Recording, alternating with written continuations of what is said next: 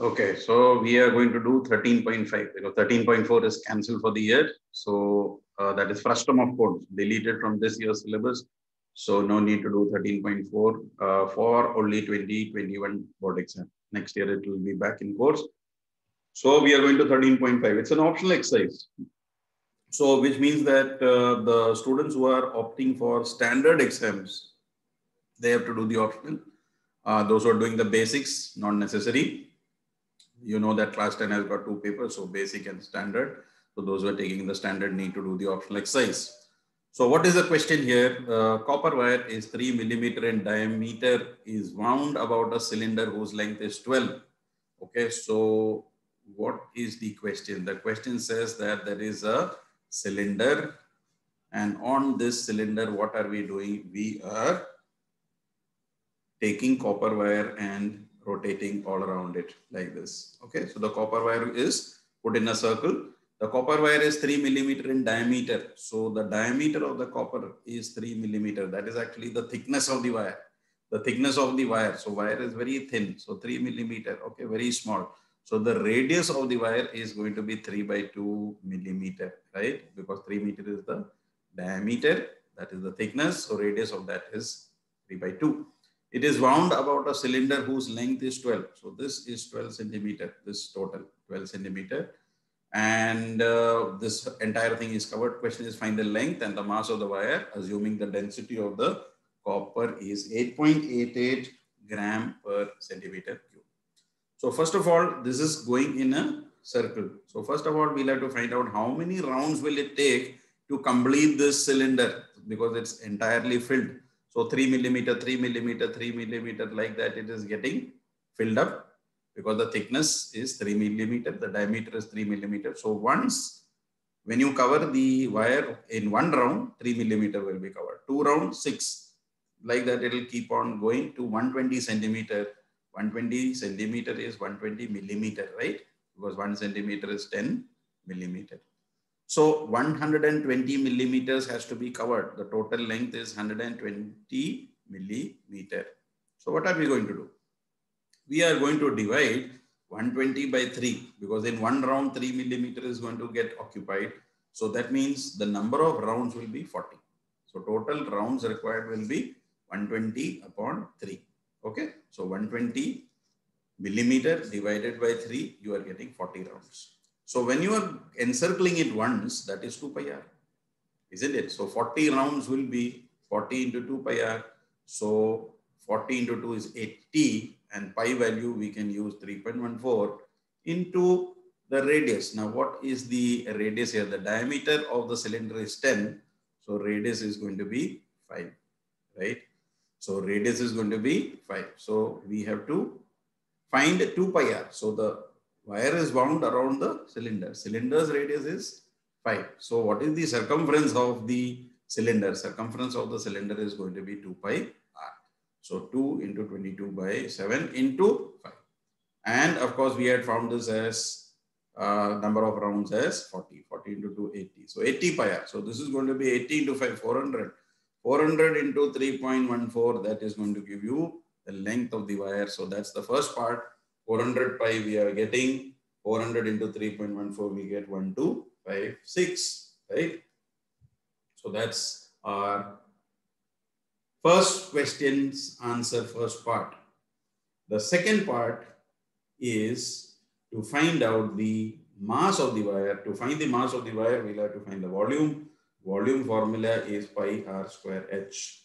The volume formula is pi r square h. So pi is 3.14 we are using. Radius of the wire is going to be 3 by 2 millimeter. If I want to convert into centimeter, that will be 3 by 20 centimeter. Why? Because the other unit, the length of the wire, is in centimeter. So we need to find out the radius also in centimeter. One unit has to be applied throughout the question.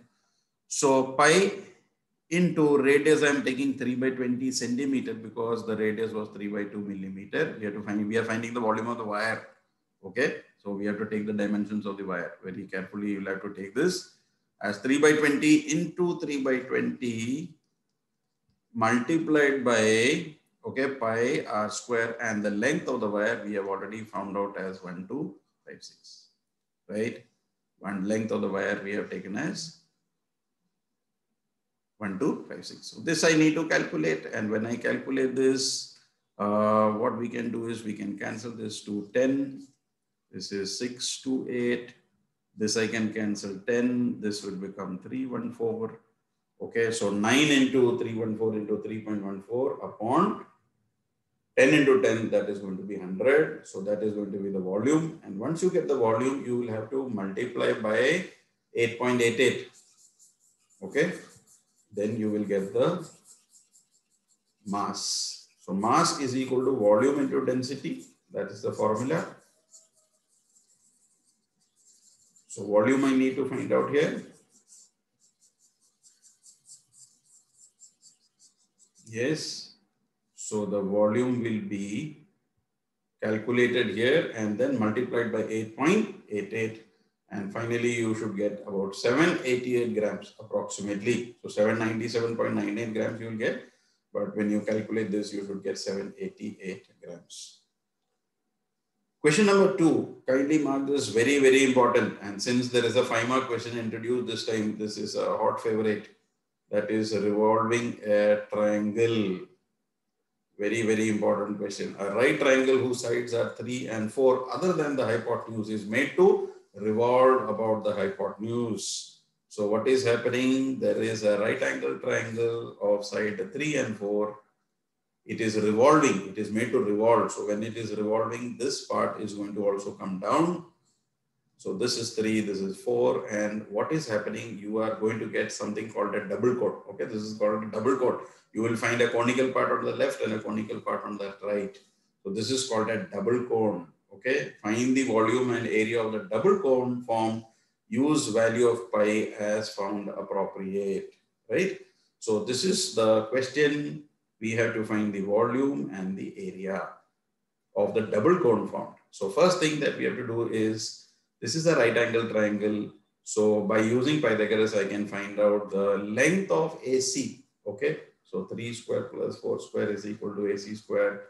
9 plus 16 equal to AC square. 25 is equal to AC square. So AC is root 25. So we get 5. So we know that AC length is 5. Now, we don't know the radius of these double cones, but I know that the radius is going to be same for the cone on the left as well as on the right. So how am I going to find? I am going to find out the area of triangle ABC. We know that area of triangle ABC is half base into height. So I can take, it's a right angle triangle. So I can take the base as 3 and height as 4, or base as 4 and height as 3. So anyway, whatever I do, area will come half into 3 into 4. That's 12 by 2. So area is going to be 6. Area of the triangle ABC can also be written as half AC into R. If I take the base as AC, then the height is going to be R, right? This is our triangle, right angle triangle. So this could be the base and this is height.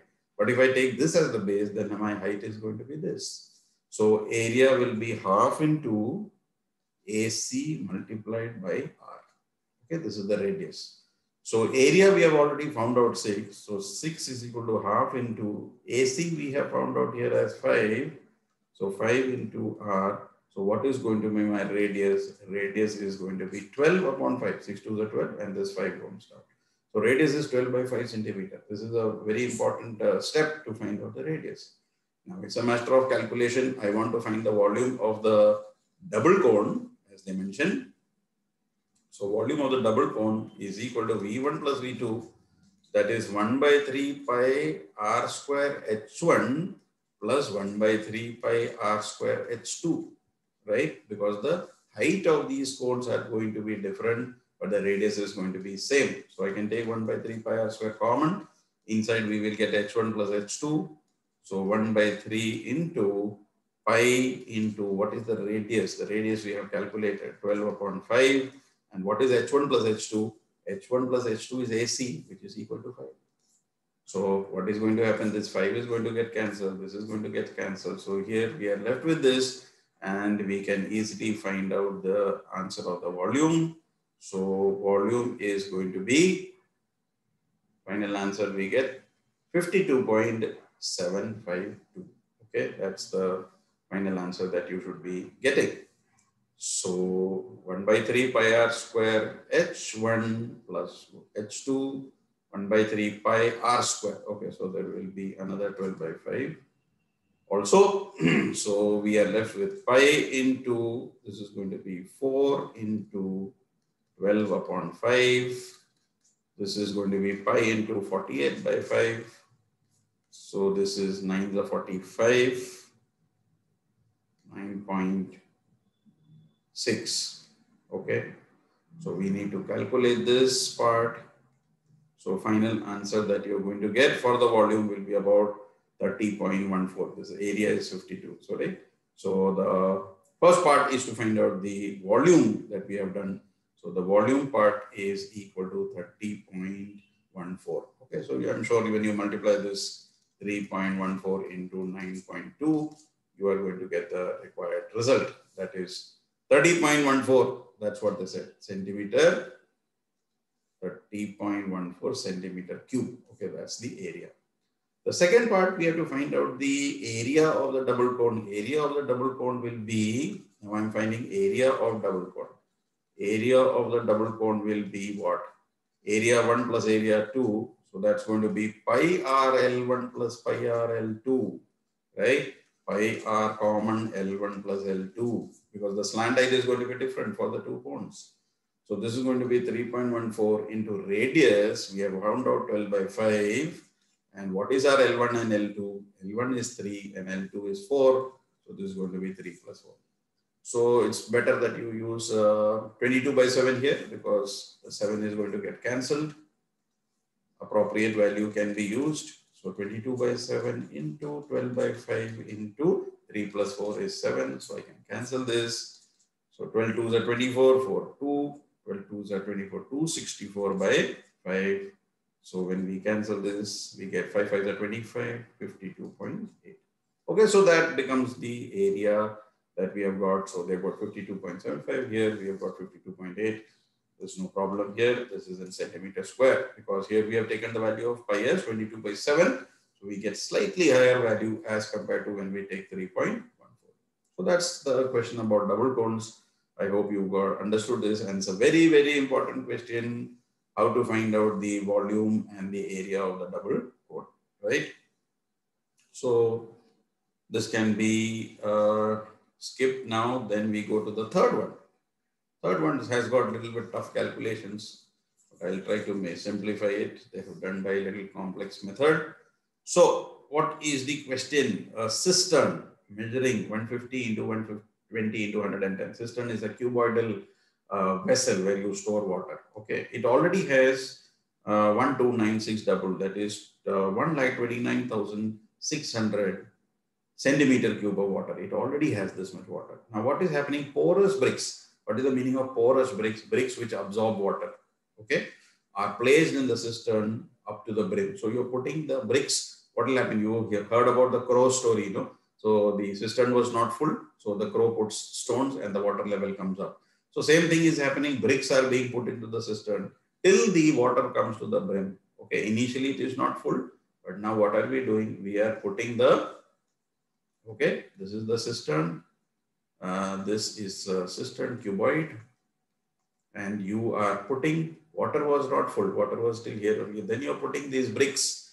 When you're putting these bricks, gradually the water is going to come up and it's going to get full. But the tricky part is that these bricks are porous, so it is absorbing 1/17th of its own volume of water. So this is the tricky part. Otherwise, it was an easy question. We'll find out what is the volume of water that is going to rise up and divide by the volume of one brick. So it would have been an easy question. But the trick they have introduced is that this brick is going to absorb water 1/17th of its water. So that water is going to be absorbed. It's not going to, the water is not, level is not going to rise, because every time you're putting one brick, it is absorbing some water.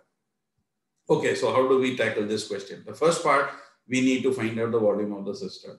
So what is the volume of the cistern? We are going to use the formula LBH. So this is simple. LBH, we are going to get the total volume of the cistern. Second step, you are going to find the volume of the cistern already present, that is there. It is given here 129600. Okay. After this, what I am going to do is that we are going to subtract these two and find out what is the volume of water that is left to be filled. Okay, so I am going to use a different approach here.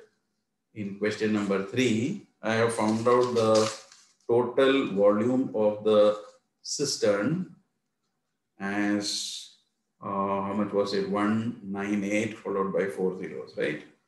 Volume of the cistern 198 followed by 4 zeros. This is the volume of water already present in the cistern, and this is the volume of the cistern, and this is the amount of water that is present, 129600. 129600. This is the water present already. Now I am going to subtract this because I want to find out how much of water has to be, how many bricks I have to put so that this water level comes up. So I am interested not in the initial water, I am interested in this water. How much water more should be there so that it becomes full? So water required to fill cistern. Okay, water required to fill the cistern will be the difference of the total minus the water that is already present. So I'm going to calculate this. So this is going to be 0.581. Okay, 1850, 400 centimeter cube. This much more water is required. Now let's come to the bricks. Now what is the volume of a brick? Volume of a brick is again length into breadth into height. So that volume we have calculated, length is 22.5, breadth is 7.5, height is 6.5. So 1096.875. Okay, this is the calculation. Volume of one brick we have found out 1096.875 using the formula LBH. Okay, as shown here. Now comes the tricky part, as I told you, how much water is being absorbed. 1/17 is being absorbed by the brick. So let me find out 1/17 of 1096.875. Okay, so volume of water absorbed by the brick is 1096.875 divided by 17. I'm going to divide this 1096.875 by 17. So this is going to be 64.522. So 64.52, this much volume of water is being absorbed by the brick itself. So volume of the brick is 1096.875. This is the water that is being absorbed. So we are going to subtract that because that is that water is not going to the rise. That water is absorbed by the brick. So we are interested in the water rise. So remove this water that is being absorbed because that will not be used in the water that is going to rise up, and the water will not overflow. So let me subtract this. I'm going to get 3531032. Okay, 1032.353 centimeter cube. This is the volume of water that is, we can say volume that will be actively required to raise the volume of this. Okay, so how many bricks? So number of bricks now I will have to calculate. So number of bricks required to raise this water level will be, how much more water was required? 1850400 divided by, I'm not going to divide by 1096.875 because this is the volume of the brick. I am going to divide it by this 1032.353, which includes the water absorbed 117. I have subtracted that. So when I calculate this, okay, they have done a long calculation, forget about this. So you can calculate this easily. And the number of bricks that you will get will be 1792.41. Now 0.41 we can neglect because number of bricks we can round off. You know the rounding off has to be. If it is 0.5 or more than 5, it goes to the next. And if it is not, it goes to the lower. And therefore we can say 1792 bricks are required so that the water level goes up. So this is Another important question which can come for 5 marks because the calculations are not easy. So I would request you to go through the calculation once more. First, the subtraction has to be done properly. Then you're finding the volume of the brick. You're finding 1/17 of that. Then you're subtracting this 1/17 from this. And then finally, the number of bricks is the water required to fill the cistern divided by the volume of the bricks after subtracting the water that is being absorbed. Okay, so that's question number 3. Then question number 4. Let me explain to you that in a moment. Yeah, so in a fortnight of a given month, there was a rainfall of 10 centimeter in a river valley. Now, river valley is a cuboid. Area is given 97280 kilometer square, and this is in centimeter. So first of all, we should know that volume can be found out by multiplying the area into the height. Okay, volume is area into height, because what is area? L into B. So L into B into H is the formula. So L into B can be replaced with area. So they have already given to you that the area is 97280 kilometer square. And the rainfall is 10 centimeter. This is actually the height of the rainfall. Rainfall is measured when it falls. It occupies 10 centimeter. So it's going to be area, and this is going to be the height 10 centimeter, which you have to convert into kilometer. How will you convert that? 1 kilometer is 1000 meter and 1 meter is 100 centimeter. So if I want to convert centimeter to kilometer, I have to divide by 1000 into 100. So that's what I'm doing here. 97280, this is in kilometer already, kilometer square. I'm converting the 10 centimeter into kilometer. So I've divided by 100 and 1000. So 2 zeros I can cancel here. So I still have 3 zeros. So when I divide this 9728 divided by 3 zeros, that means 1000. So what is going to be the answer? 9.728 kilometer cube. That is the volume of water that is going to be in the valley in a fortnight.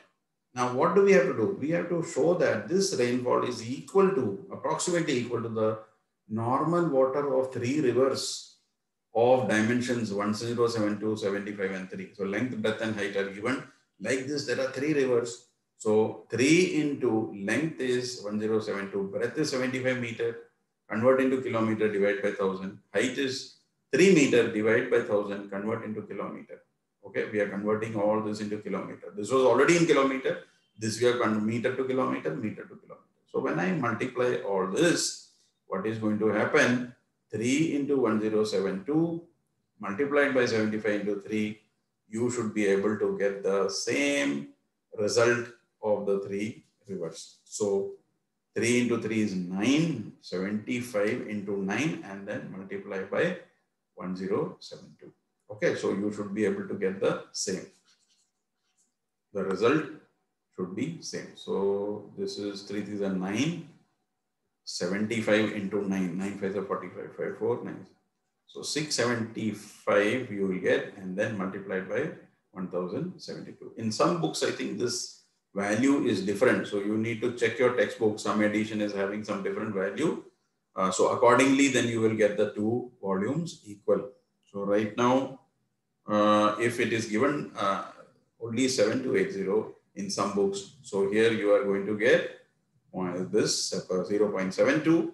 Here also you will get 0.72. So you need to check the value accordingly. You will get the same result. Then question number 5. Okay, this value again I'm repeating 97280. Please check in the book because there was an old edition which is giving this another value and the second. But whatever is that, the values when you multiply, the logic is that is more important. Is going to give you the exact answer. So if you are getting this 97280, the other one also should be 9.728. In some it is given 7280, the other one also will come 0.728. So please check whichever is the correct one that you will have to apply. Okay. Then question number 5, that is of a funnel. Now funnel is cancelled because the funnel consists of 2 parts. Funnel is consisting of, actually this part is called a frustum. This part is a frustum. and this is a cylinder. And now since frustum is cancelled, this is also cancelled. So this you need not do because frustums are cancelled for 2021 exam. So, and derivations are also cancelled. So the remaining questions that you are having, question number 6 and 7 is also cancelled. So you need to do this exercise only question numbers 1 to 4 because in this frustum is cancelled. So the third exercise was cancelled. So you will not be able to do these questions based on frustums. So kindly cancel question number 4. 5, sorry, 4 is there. Question number 5, question number 6 and question number 7. Okay, these 3 questions can be cancelled.